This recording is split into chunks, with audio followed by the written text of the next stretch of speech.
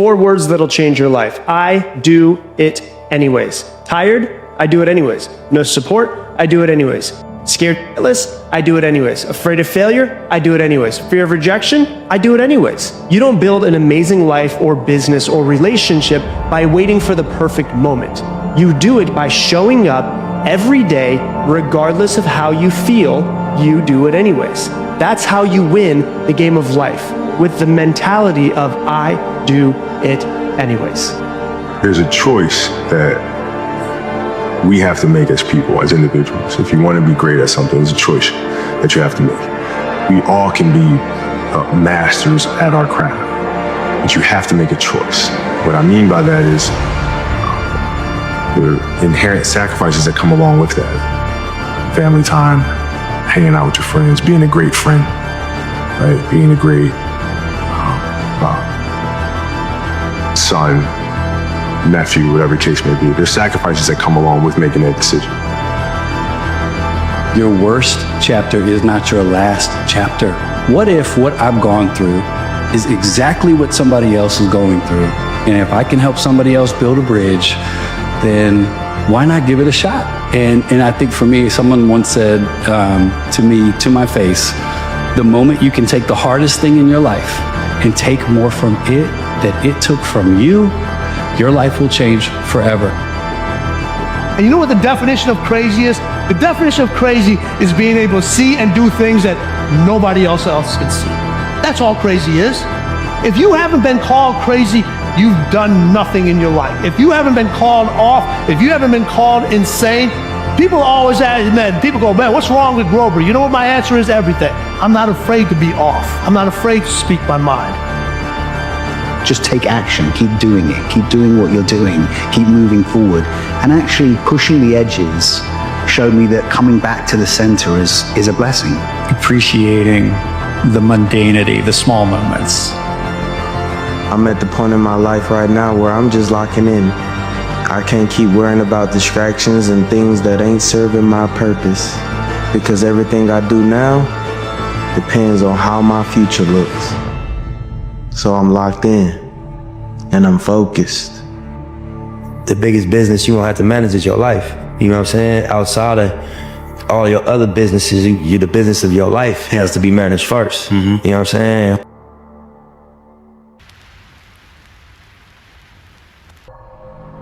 The tragedy of life doesn't lie in not reaching your goal. The tragedy of life lies in having no goal to reach. It isn't a calamity to die with dreams unfulfilled, but it is a calamity not to dream. It is not a disgrace not to reach the stars, but it is a disgrace to have no stars to reach for. You've got to discover, what is it that my body loves doing? What is it that my mind can't take off of it? What is it that keeps me up at night? What is it that stirs me up when I see it? What gets me emotionally? So my question I want to ask you right now is, what are the things that are in your control that you can change right now? You can control and change the internal dialogue that you're having within yourself.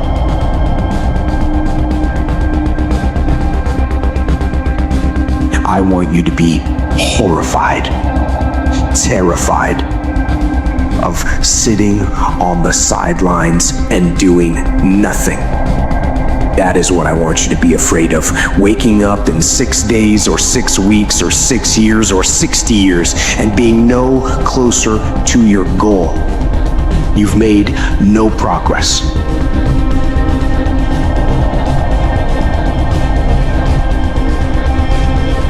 That is the horror.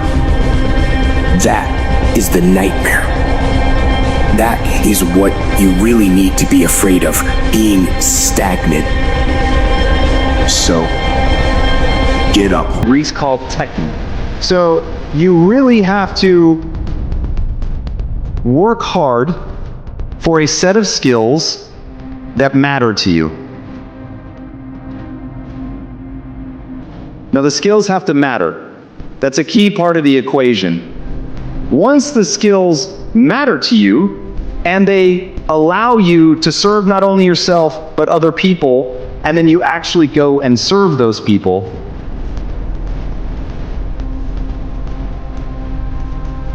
but I want to make sure that everybody understands the game that you're playing is a game of neurochemistry. A fool never learns. A smart man learns from his mistakes. A wise man learns from the mistakes of others. The steps of a good man are ordered by the Lord. Before you even know what you're supposed to do, your steps are already lined up, but you got to get in line. You got to go after it. You got to want it. It will not just show up.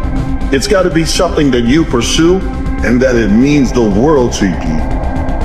It's got to be something that if it were for free, I would still do it. But because when you go after the thing that you're called to do, your calling will take care of you. Money and things that you were worried about, you don't have to concern yourself with that. It will make a way, but only when you make that way towards your passion.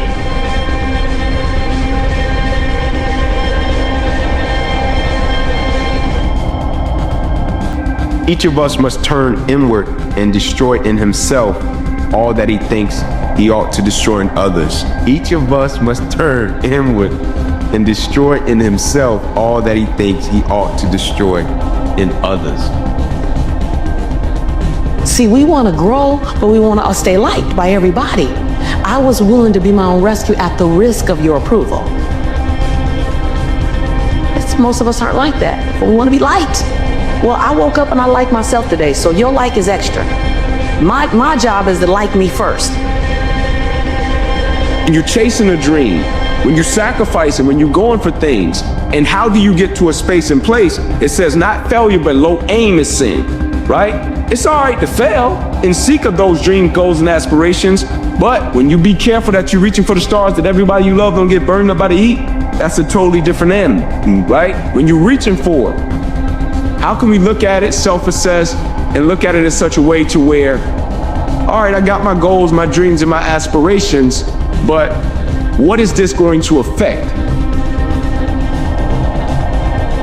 When I wake up in the morning, I don't think, am I motivated to go do what I'm supposed to do? No, I don't think about it for 1 millisecond. When the alarm clock goes off, I have no thought about whether this is easy, whether this is hard, whether I want to do it, whether I don't want to do it. None of that matters. It's an emotionless, thoughtless discipline.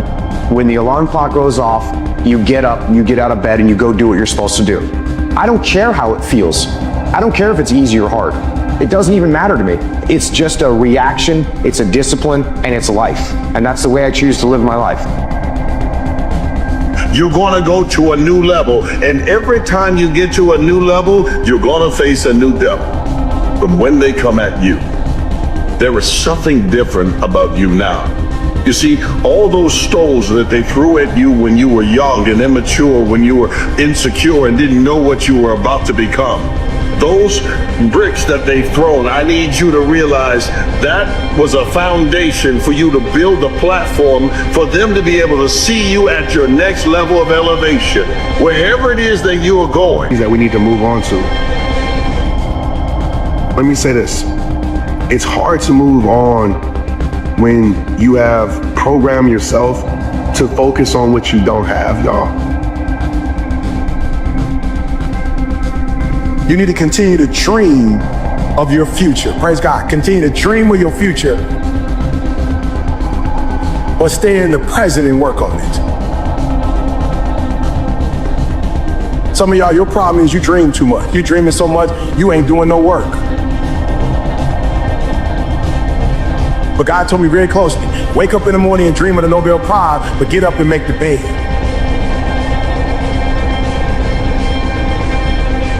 When you think about where you are, where you're going, and what it is you're trying to accomplish, there's only two ways you can be.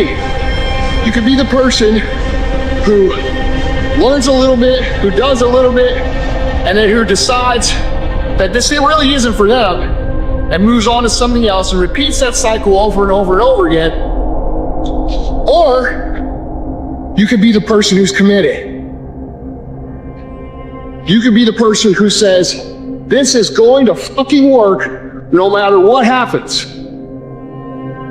You can't read somebody else's book about some theory on how to do some guy who set up in their nice warm office and wrote some book with a nice cup of coffee in hand. No, I want to see that guy who immersed himself in hell. And he thought about quitting and leaving and his wife and his kids. And why am I here? Is it worth it? All this crazy shit. And found out a way to. I am no longer going to be watching any football, and I'm no longer going to have Netflix at all. And that is what I'm giving up for 7, 8, 9, and 10. That's what I'm sacrificing. And I think a lot of people create these to-do lists when, in my experience, it's been so much more useful to write down all the things that I'm willing to sacrifice. Because if you sacrifice everything, there's nothing left than to do the one thing that matters. Most of everyone who's listening to this who isn't achieving what they want is with their time. They think that they're spending all their time working, but you don't even know how to work. I'm being really real with you. Like, you think you know how to work, you don't know how to work. And I'll measure this by, like, what is your output? It's probably not as high as you think. And so, rather than trying to learn all these productivity hacks, the ultimate productivity hack is no. N-O. Where would you be if you observed and judged your own behavior the exact same way that you observe and judge other people's behavior? They watch people do things and they're like, why do they act that way? Why do they make those decisions? Do you ever stop to ask yourself those questions? What if you gave yourself the criticism that you so easily dish out to other people? You got no problem being the armchair quarterback of everyone else's day-to-day lives, but you don't stop to look yourself in the mirror. If you question your own behavior, your own thoughts, your own decisions, just like you do everyone else, I guarantee you're going to find a lot of problems that you're going to want to solve. Problems that if you solved them, you could change your whole life. And you're never going to figure any of that out if your eyes are on everyone else. You're going to spend your whole life focusing on problems that you can't solve. At a point, you just have to start doing it for a love of the game. I've said this many times before. Living a life of fulfillment and purpose is war. And to be more specific, spiritual war. But also, it doesn't mean it has to be this dreadful thing. Like, yeah, it can certainly be treacherous, there's no doubting that. But there's also kind of a beauty there. Something like a dance or a hauntingly beautiful poem. So like, yeah, it can be hard sometimes, but now such a statement seems so shallow. If you're listening to me right now and you can hear these words and you're somebody that struggles with self-doubt or imposter syndrome, I'm going to tell you something. The research about confidence is very clear that confidence isn't a feeling. You don't feel confident. Confidence, the definition I want you to really embrace and live by, is the willingness to try. Because every time you try, especially in the face of doubt, you are displaying that you believe in your ability to survive whatever happens next. And so it's in the trying that you show yourself that you are capable of trying something and failing. And what makes you feel full of doubt and imposter syndrome is that you sit in your head and tell yourself you can't. And every day that you wake up and you don't do the thing, whether it's going to the gym or asking that person out, stop doing that. Stop. And the second that you take action in a different direction, you start to see yourself differently. Insert emotion. I'm nervous, I'm excited, I'm whatever. I was like, if you weren't, I'd be worried about you. Because this is a serious commitment. And so the fact that you're nervous or the fact that you're afraid makes you just like everyone else who succeeds. But you know what you have in common with a lot of people that absolutely change their lives? They say the same thing. Do you associate this negative feeling with being the successful person they want to be? That's not an easy task because we all are trying to be something, but we already are that something we're trying to be. That doesn't mean you can't be better, but it's like accepting and appreciating what you really are, and instead of projecting, something else, takes a lot of pain out of your body to take, gets a lot of fears to just disappear. And I don't have an easy path for that. I think it's the hero's journey. What is it? Your life is ordinary and everything seems fine, and then something hits you and it's the call to adventure. It doesn't feel like a call. It feels like somebody in your family's got cancer. It feels like, COVID and somebody shut down your business, or, some issue that's happening in a relationship with your kids. But if you take the call and you go on the journey, you're going to meet some new friends. You're going to find some new mentors. You're going to battle with the internal things within you and external things. But if you keep going, you're going to eventually slay your dragons and you come out and the hero of your own life and you have something to share. It's not something you read somewhere. It's something you've lived. It makes life really, really beautiful. Becoming closer to your vision, becoming the person that you strive to be, does not demand perfection, but rather the persistent and pure desire for better and for good. It's easy for us to get hyper-fixated on not making a mistake or not making a wrong turn. And we start to overanalyze and paralyze ourselves with fear or doubt. It makes us hesitant in the way we pursue action. And hesitancy is not good. You know, these mistakes, these failures, these wrong turns ultimately do not matter. The only thing that is demanded of you in order to make the changes that you want to make is the pure and persistent desire to be better and to be good. And this, paired with time, anything can be. You see this? An hourglass. It's a perfect reminder of how time flows. The sand at the top, that's the future, completely out of your control. Sand at the bottom, that's the past, already gone. But this, the flow in the middle, that's the present, and that is where life happens. You can't speed it up, you can't slow it down. All you can do is focus on this moment. One of the things that I'd like to teach people when there's a problem, and we all have problems, not all of us can deal with the world and war, but we can deal with our own problems. When a problem comes up, one of the best things to say is, all is well, everything is working out for my highest good, and out of this situation, this so-called problem, only good will come, and I am safe. And you know, this is something that's very powerful. All is well, everything is working out for my highest good. Out of this experience, only good will come, and I am safe. And what that does, it quiets your mind down. You cannot grow, you cannot mature, you cannot get better.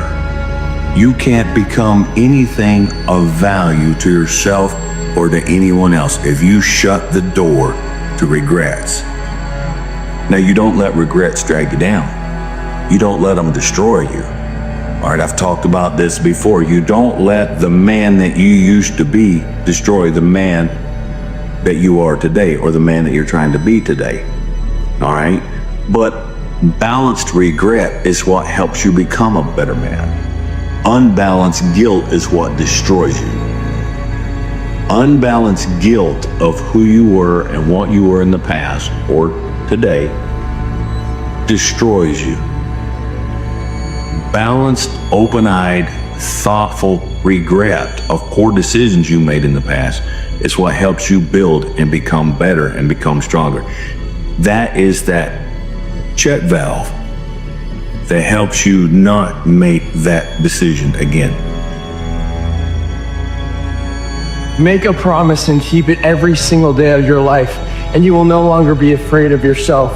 The fear only comes from uncertainty, and if you don't know what to expect from you, that's what gets you in trouble. If you're a thoughtful person with strong intention, it probably feels like everyone's against you, so you better get on your own team so you don't feel alone.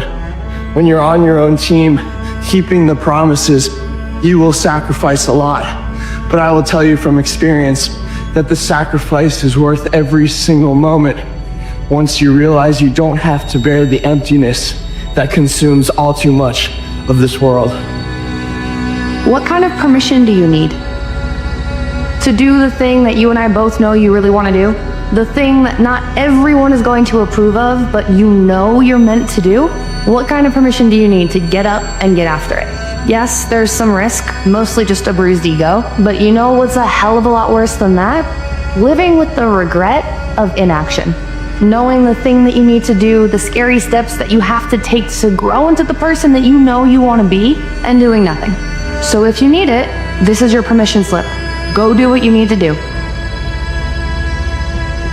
It says life is not linear, it's cyclical. Accepting this allows us to flow with the process instead of resisting it, like we just said. Understand that life is cyclical. You are going to move in cycles as an individual, right? So don't get so emotionally attached to the seasons where everything feels good that you think that that's how your whole life should be forever. Because the moment it isn't that, you're gonna feel like everything's hitting the fan. Something's wrong. You're doing something wrong. You're gonna internalize that and identify with that. Just because you don't feel good doesn't mean you're doing something wrong. Just because things are difficult does not mean you're going the wrong direction. No, it's a part of moving in the right direction, and you have to be willing to embrace those times, understanding they're serving a greater purpose. You have to remind yourself of this.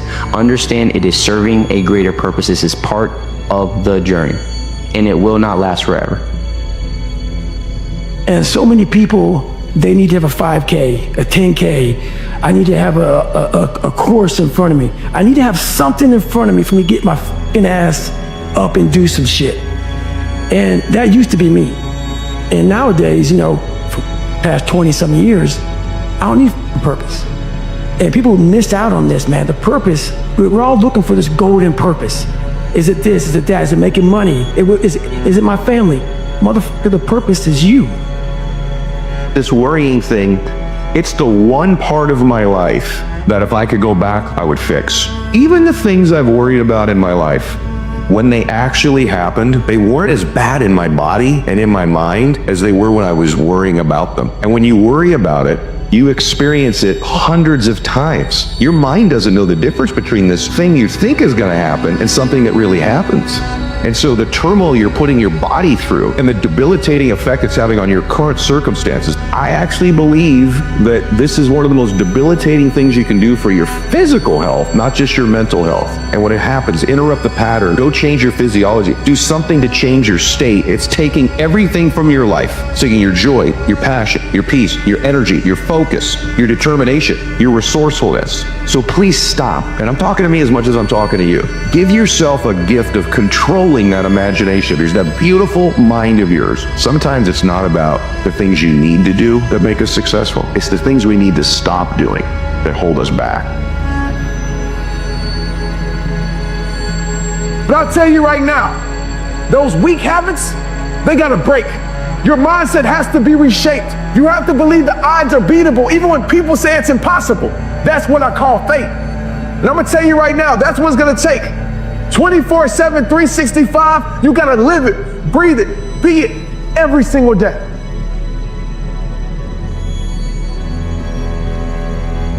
You gotta conquer any challenge that gets in the way, and remember, it's more about what you do and less about what you say.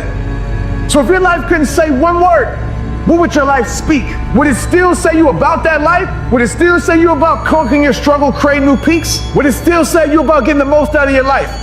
Every moment matters, especially when you realize over 150,000 people die every night. That's 55 million people a year. Ain't none of this promised. Ain't none of this guaranteed. So the question I'll leave you with is this. When you fight your last fight, when you breathe your last breath, if this was your last year, what's the legacy that you're gonna leave?